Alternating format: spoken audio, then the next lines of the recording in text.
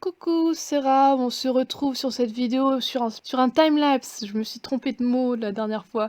C'est un timelapse, c'est ce que je fais sur avec les commentaires, mes commentaires sur le film Klaus comme fond sonore, parce qu'on aime ce genre de fond sonore. Et du coup, Klaus, est-ce que je le conseille? Mais totalement, allez-y, jetez-vous dessus. Mais bref, je vais donner quelques informations parce que du coup, c'est un film qui est un peu particulier parce qu'il est sorti sur Netflix et le réalisateur est une personne qui a travaillé à Disney.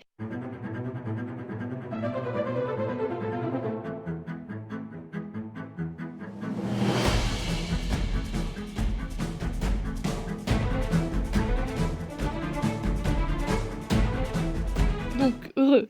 Mais du coup, Klaus, ce que j'en ai pensé à la fin, c'était que c'est une très bonne histoire.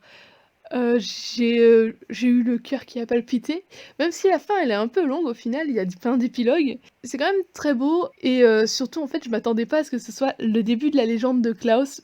Je pensais juste que c'était une espèce de remake moderne, mais en fait non, c'est clairement la légende à cause de du dernier épilogue où on voit les cadeaux apparaître. Mais avec ça, du coup, ce que j'ai préféré au niveau de ce film, c'est que contrairement aux films Disney, on voit masse de making-of sur internet. Déjà en 2015, on a eu les premiers trailers et du coup, il y avait le début de la technique qu'ils ont utilisée. J'ai fait une liste des artistes qui affichent les animations où ils ont travaillé sur Instagram ou Facebook. Et du coup, j'ai aussi mis un article qui compare normalement la version où on a le 2D classique, l'approche 2D classique et l'approche 2D de Klaus. Et on est censé voir les ombres qui sont très simples sur Klaus dans la 2D classique et qui sont très floues et très concept art sur le Klaus du film. Et du coup, ils ont utilisé quand même un logiciel français qui vient de la société française Les Films du Poisson Rouge qui s'appelle MOE, qui permet de rajouter des textures sur les dessins animés et aussi du lightning. Et je mets en dessous leur vidéo démo, mais c'est impressionnant. Ça a l'air tellement facile à faire parce que genre ils font juste une sélection comme s'ils étaient en 2D où ils mettent les ombres en normal et ensuite il suffit d'agrandir la zone de flou et ça fait le flou tout seul. Et pareil pour les textures, c'est vraiment c'est un espèce de codage où on relie des blocs entre eux et ça permet d'avoir de la texture traditionnelle comme si les dessins étaient faits au pastel ou quelque chose comme ça. Voilà, c'est vraiment impressionnant cette partie-là de la technologie et du coup Netflix compte quand même le sortir pour les Oscars de la meilleure animation.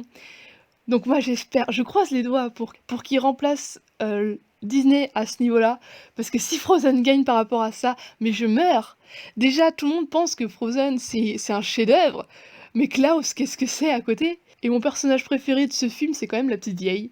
Elle est top niveau animation, parce que même ses joues bougent et tout, du coup c'est absolument magnifique. Et apparemment elle a été animée par Andrew Chesworth? Je crois qu'elle a été animée par Andrew Chesworth. Voilà, son design est assez classique pour une vieille. D'ailleurs, on retrouve plein de références de chara design dans les chara design, on retrouve plein de références à d'autres œuvres. Et mon second personnage préféré, c'est le petit garçon brun, le premier qui reçoit un cadeau parce qu'il a perdu son dessin. Il est vraiment pipou et je l'aime beaucoup. Voilà.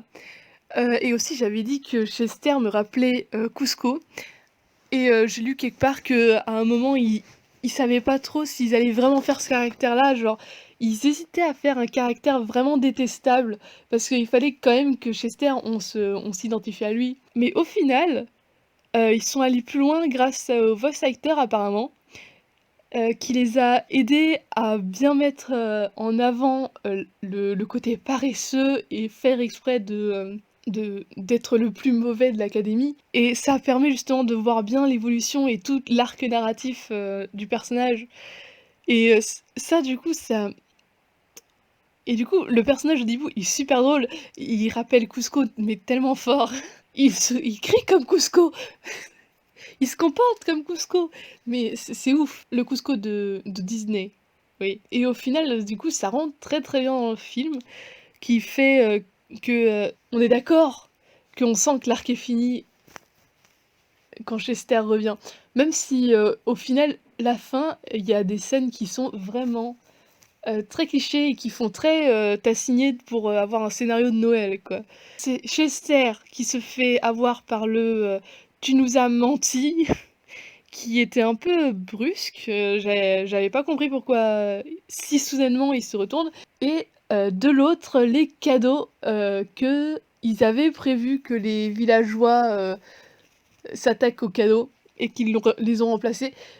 Parce que j'aime pas ce trope des moi j'avais pensé à tout, c'est vraiment nul comme trope pour moi, hein, j'aime pas ce trope, voilà, c'est tout.